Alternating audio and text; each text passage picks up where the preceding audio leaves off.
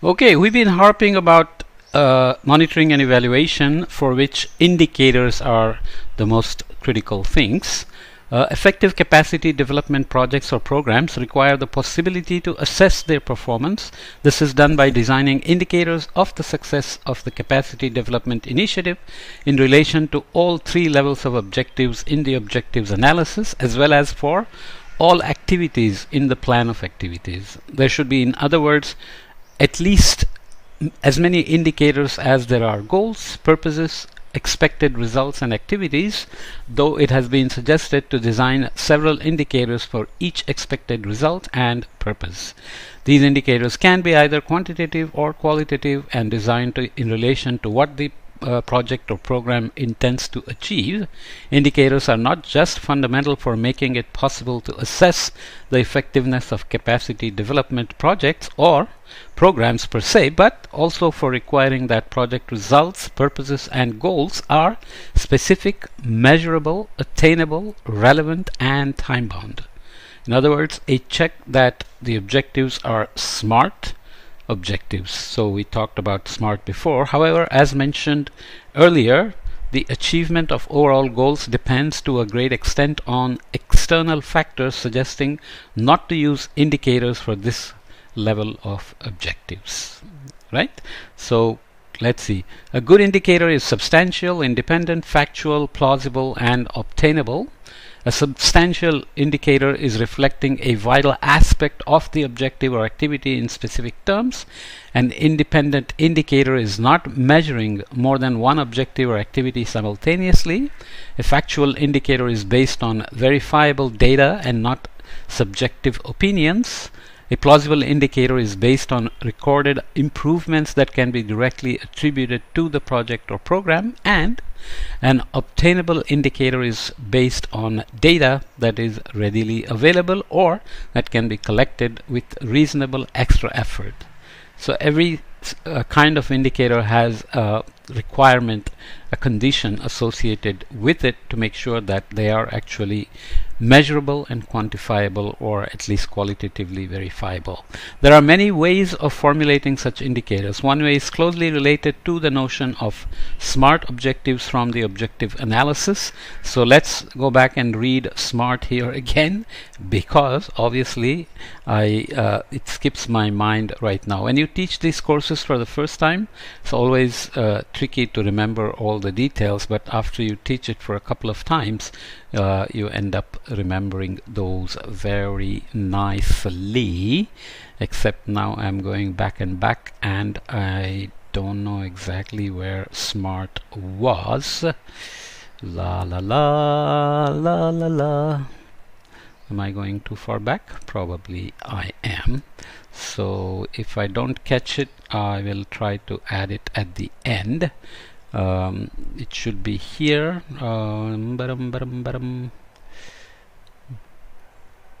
Okay, to be SMART. In other words, okay, specific, measurable, attainable, relevant and time-bound. Specific, measurable, attainable, relevant and time-bound. We almost said it already, but obviously I didn't link. Obviously I have to learn along. See, I prepare these courses, I'm very comfortable with it, but when you start teaching, you don't remember everything, right? So this is when you do on YouTube. In class, I can just stop and flip through the book and so on. So here, many ways of formulating the indicators. So for instance, increased preparedness to manage.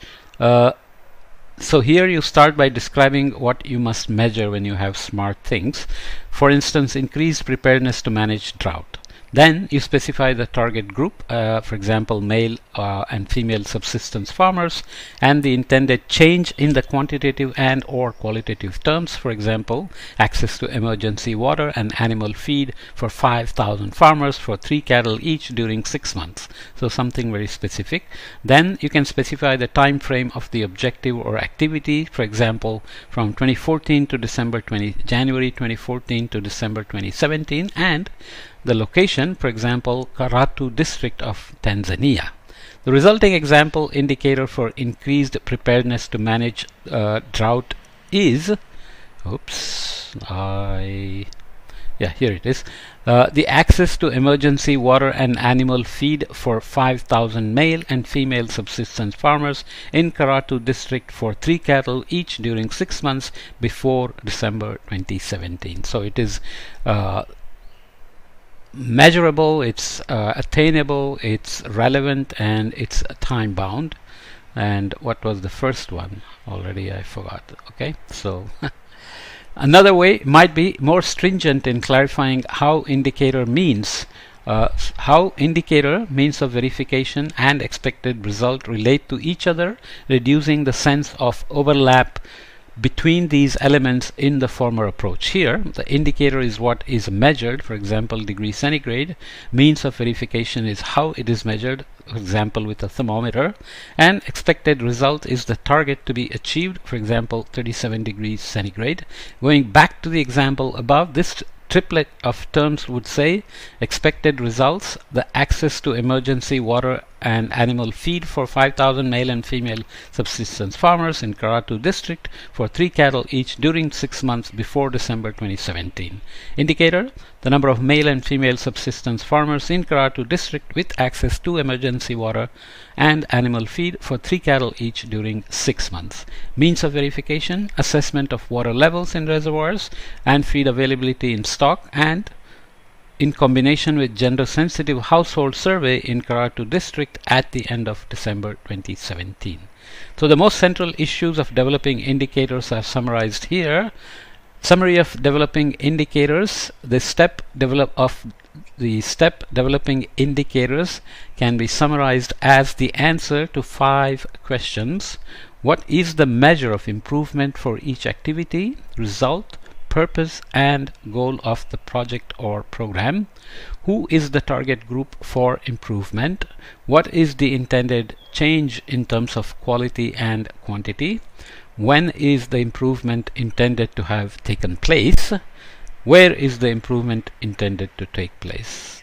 Right? So let's leave this here and come back and look at internal risk analysis and management in the next podcast.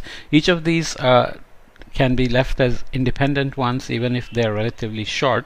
In the previous one we of course combined plan of activities and resource planning because both were a little too short and they are closely related. So here we are talking about indicators, so we'll come back and look at risk analysis. Okay.